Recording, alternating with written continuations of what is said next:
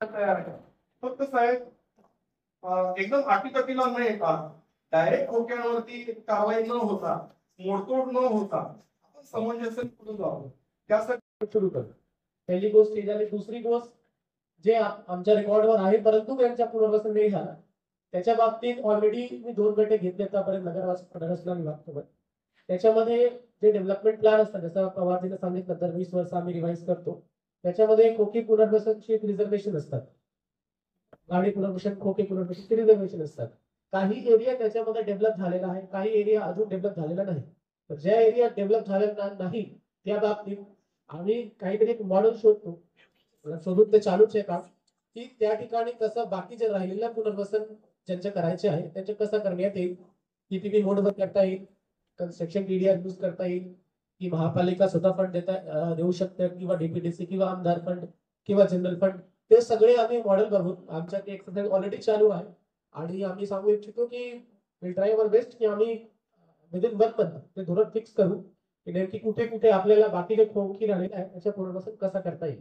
आणि त्याच्या बाबतीत मी आपल्याला पण तसं सूचना. आज सांगली मिरज कुपवाड महापालिकेच्या आयुक्तांनी खोकी पुनर्वसन संदर्भामध्ये आज बैठक आयोजित केली होती. त्या बैठकीला भाजप युवा मोर्चाचे प्रदेश उपाध्यक्ष पृथ्वीराज पवार भैया, खोकी संघटनेचे अध्यक्ष गणेश कोळते व सर्व खोकीधारकांचे पदाधिकारी उपस्थित होते. या बैठकीमध्ये आमच्या 12 मागण्या होत्या. त्या 12 मागण्यामध्ये पहिली मागणी अशी होती की सांगली मिरज कुपवाड महापालिकेमधील जे खोकीधारक आहेत 2007 मध्ये काढलेले आहेत त्यांचे भाडे रद्द करा.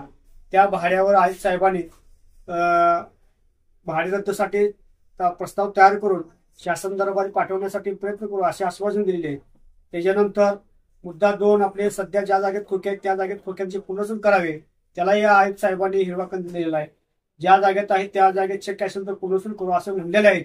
त्याच्यानंतर ज्या जागेमध्ये बसत नसतील तर आपण गणेश मार्केट टाईप मॉल उभा करून चांगल्या पद्धतीने गाळे बांधू असे त्यांनी एक आश्वासन दिलेलं आहे. त्याच्यानंतर तिसरा मुद्दा आपला असा आहे की स्वच्छता कायमचं घर हा कायमचं रद्द करणे, त्याच्यावर सकारात्मक चर्चा झालेली आहे. त्याच्यानंतर चौथा मुद्दा आपला आहे की गणेश मार्केटवर ट्रान्सफर फी कमी झाली पाहिजे, त्या संदर्भामध्ये ट्रान्सफर फी कमी करतो असे त्यांनी आश्वासन दिलेलं आहे. त्यानंतर 5वा मुद्दा आपला आहे गणेश मार्केटमधील खोकी व गायला सुविधा निधी उपलब्ध करून देण्यासंदर्भात. तर जे काही निधी आहे सुविधा देण्यासंदर्भामध्ये त्यासाठी पण आपण आमदार फंड किंवा आपल्या महापालिका फंडातून आम्ही जे काही सुविधा द्यायला लागतील त्या पण देण्यासाठी तयार झालेले आहेत. त्याच्यानंतर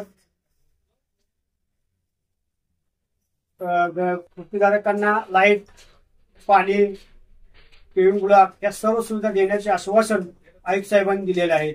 अशा बऱ्याचशा मागण्यावरती सकारात्मक चर्चा आपल्या आज आयुक्त साहेबांनी केलेली आहे आणि या सर्व मागण्या मान्य करण्यासाठी त्याने प्रयत्न करूया आणि करू मागण्या सगळ्या मान्य करूया असं त्याने आश्वासन दिलेलं आहे. आणि एक चांगल्या पद्धतीनं बैठक संपन्न झालेली आहे. त्याबद्दल आम्ही आयुक्त साहेबांचे पण आभार व्यक्त करतो आणि या ज्या मागण्या आहेत ह्या लवकर आमच्या मान्य करून कामाला सुरुवात करावी अशी त्यांना विनंती करतो आणि ते लवकरच या कामाला सुरुवात करतील आणि सर्व मागण्या मान्य करतील अशी आम्ही आशा व्यक्त करतो.